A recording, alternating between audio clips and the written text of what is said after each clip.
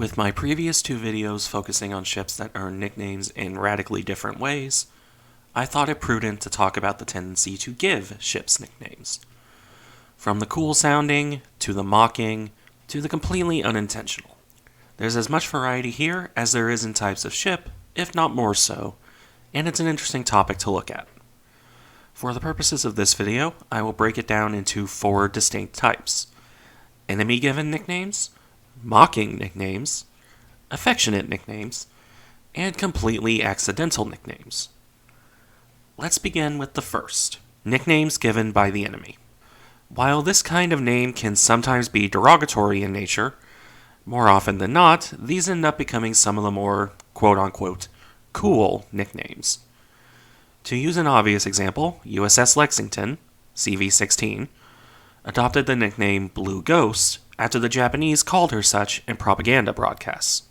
As another example, SMS Dereflinger received the nickname the Iron Dog from the British due to her soaking up so much damage at Jutland without sinking. From the other direction, the Germans nicknamed HMS Penelope the Shadow.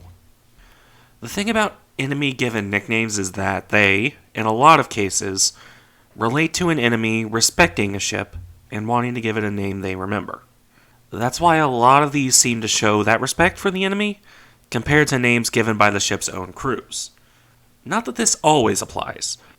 While I prefer Terrible Twins myself, the British would call the Scharnhorst-class battleships the Ugly Twins, which is hardly fair to ships that are actually pretty nice looking, but is reflective of the more biting nature of some of these nicknames.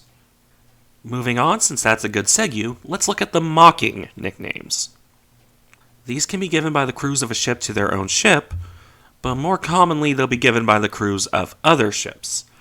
Just like with inter-service rivalries, never underestimate the pettiness of inter-ship rivalries. As just one more well-known example, the renowned sisters were often called HMS Repair and HMS Refit because of how often they had to be in dry dock in their early careers. Another pertinent example from the same time frame is the myriad of nicknames that the Courageous class picked up, my favorite of which is HMS Spurious for Furious, which is just a nice punny nickname. Relatedly, can I just say that Skidway for USS Midway is a hilarious nickname? This being said, it's a kind of close-run race between the cool nicknames and the mocking nicknames, on which are more commonly known in the general public. Probably because people like playing up the cool names, while other people like mocking because they're more funny. And sometimes, admittedly, they're very fitting.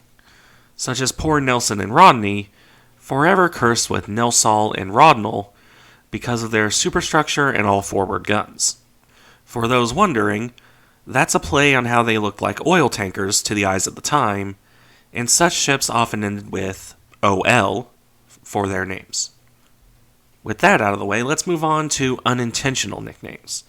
This will be short because it's not exactly a common thing to happen, even if one of the best known of all ship nicknames is one of them.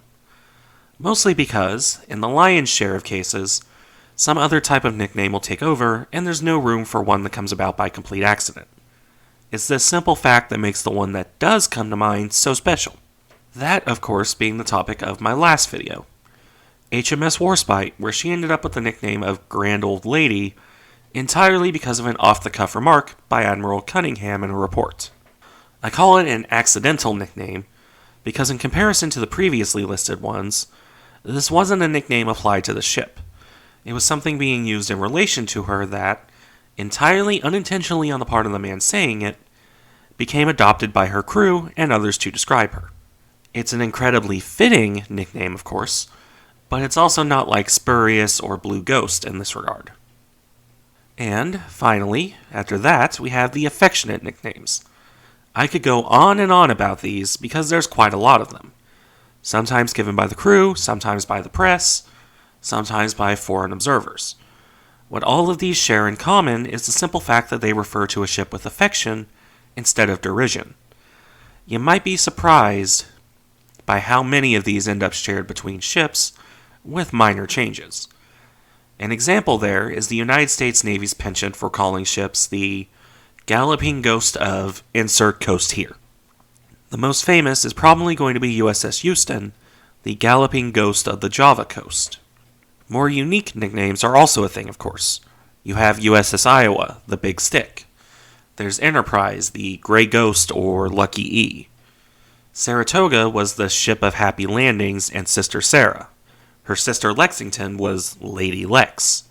And on the British side, you could have things like QE for Queen Elizabeth, or the Ship Beautiful for RMS Aquitania.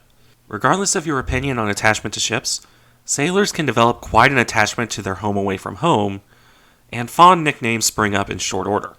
In some ships, the derogatory ones are more remembered, but few are the ships that don't have at least one nickname that is nice as well. But this is just a short look at ship nicknames. There's as many of these as there are ships in service at any given time. If there's a specific one you want a background on, feel free to let me know and I can try and dig something up.